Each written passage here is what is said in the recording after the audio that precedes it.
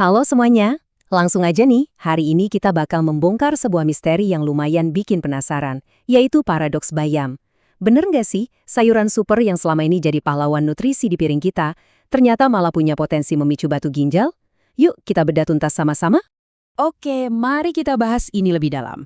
Kalian pernah dengar gak sih desas-desus kalau sayuran hijau favorit kita semua ini ternyata punya sisi gelap yang lumayan menyakitkan?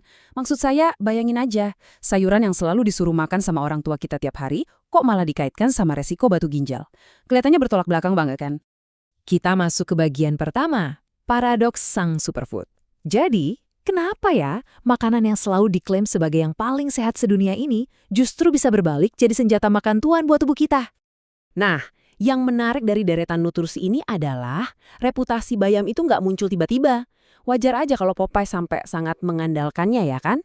Dengan rentetan vitamin A, C, dan K, terus ada zat besi, magnesium, sampai antioksidan, bayam ini benar-benar paket nutrisi yang komplit. Sayuran ini tuh diakui secara global ampuh banget buat jaga imun dan mencegah anemia. Pokoknya juara banget deh untuk urusan manfaat. Tapi tunggu dulu, sekarang kita masuk ke bagian kedua, mengenal asam oksalat.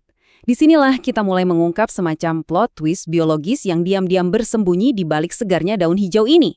Coba kita kenalan dulu sama yang namanya oksalat atau asam oksalat. Hal pertama yang mau saya tekankan di sini, kalian sama sekali nggak perlu panik. Oksalat ini bukan racun buatan atau bahan kimia aneh-aneh dari luar. Ini murni senyawa alami yang 100% aman kalau kita konsumsi dalam jumlah yang wajar. Tapi masalahnya, si oksalat ini kadang bertingkah kayak magnet kimiawi di pencernaan kita. Kalau jumlahnya kelewat tinggi dan menumpuk di dalam tubuh, dia bakal mulai menarik dan mengikat kalsium. Nah, lanjut ke bagian ketiga, proses pembentukan batu ginjal. Gimana sih ceritanya, si magnet alami tadi bisa sampai bikin masalah yang serius di dalam tubuh kita? Mari kita lihat bagaimana proses ini terbentuk selangkah demi selangkah. Semuanya bermula dari langkah pertama, yaitu asupan oksalat yang terlalu tinggi karena kita makan bayam gila-gilaan. Terus di langkah kedua, oksalat yang berlebih ini ketemu dan berikatan erat sama kalsium. Nah, langkah ketiga ini adalah titik kritisnya. Ikatan mereka tadi berubah wujud jadi kristal-kristal kecil. Kalau kondisi tubuh lagi nggak mendukung, misalnya karena kita kurang minum, kristal kecil ini di langkah keempat bakal membesar, mengeras, dan jadilah batu ginjal kalsium oksalat. Asal tahu aja, ini adalah jenis batu ginjal yang paling umum dialami banyak orang loh. Masuk ke bagian keempat. Siapa yang paling berisiko? Pertanyaannya sekarang, apakah kita harus buru-buru membuang semua bayam yang ada di kulkas sekarang juga? Penting banget buat dipahami. Nggak semua orang yang makan bayam itu otomatis bakal kena batu ginjal ya. Risikonya memang bakal lebih tinggi kalau kalian punya riwayat batu ginjal sebelumnya atau punya gangguan metabolisme. Tapi, tahu nggak apa yang jadi katalis terbesarnya?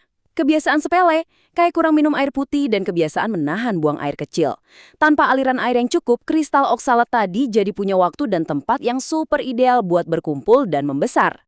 Nah, kalau kristalnya betulan udah berubah jadi batu, tubuh kita pasti nggak akan tinggal diam. Tubuh bakal ngirim peringatan yang sangat keras. Coba perhatikan tanda-tandanya. Mulai dari nyeri yang luar biasa hebat di punggung bawah atau pinggang, sakit pas buang air kecil, mual, muntah, sampai urin yang berubah warna jadi keruh atau bahkan berdarah. Ini tuh sinyal alarm merah dari tubuh yang absolut nggak boleh diabaikan. Kalau kalian atau orang terdekat ngalamin gejala-gejala menyakitkan kayak gini, sangat disarankan untuk segera periksa ke dokter buat dapat penanganan medis yang tepat. Oke, tarik napas bentar. Kita masuk ke bagian kelima, cara aman konsumsi bayam. Mari beralih dari hal-hal yang bikin cemas tadi ke solusi praktis, supaya kita tetap bisa menikmati sayuran super ini dengan tenang. Dan perbandingan ini menunjukkan dengan jelas kalau pada akhirnya ini semua cuma soal menimbang resiko dan manfaat. Di satu sisi, manfaat bayam buat kesehatan mata, imun, dan sel darah kita itu sangat krusial. Gak ada yang meragukan itu. Di sisi lain, resiko oksalat itu cuma bakal muncul kalau kita makannya berlebihan banget dan posisi tubuh lagi dehidrasi. Jadi intinya, manfaat bayam itu jauh melampaui risikonya, asalkan kita pintar-pintar mengaturnya. Kalian sama sekali nggak perlu mencoret bayam dari menu makanan harian kalian. Yang perlu dilakukan hanyalah menyeimbangkan porsi di atas piring. Makanlah bayam dalam jumlah yang wajar. Jangan memaksakan diri makan porsi raksasa setiap hari. Terus, biasakan memvariasikan sayuran kalian. Hari ini bayam, besok brokoli, lusa mungkin wortel. Dan yang paling penting dari segalanya, perbanyaklah minum air putih. Ini kuncinya supaya ginjal kita bisa terus membilas sisa-sisa oksalat tersebut keluar dari tubuh. Pastinya, bagi kalian yang udah punya riwayat batu ginjal, ngobrol dulu sama dokter itu langkah yang paling bijak. Jadi, poin krusialnya adalah bukan menghindari bayam sama sekali, melainkan mengonsumsinya secara bijak. Kesehatan yang sesungguhnya itu selalu bicara soal keseimbangan, bukan ketakutan yang berlebihan sama makanan sehat. Paradoks bayam ini ngasih kita satu pelajaran penting. Bahkan sekelas makanan paling sehat di dunia pun bisa berbalik menyerang kalau kita mengabaikan sinyal dasar tubuh kita sendiri, seperti kurang minum air. Jadi sebelum kita buru-buru menyalahkan makanannya, coba tanya ke diri sendiri dulu. Apakah kita udah ngasih cukup air ke tubuh kita hari ini buat memproses itu semua?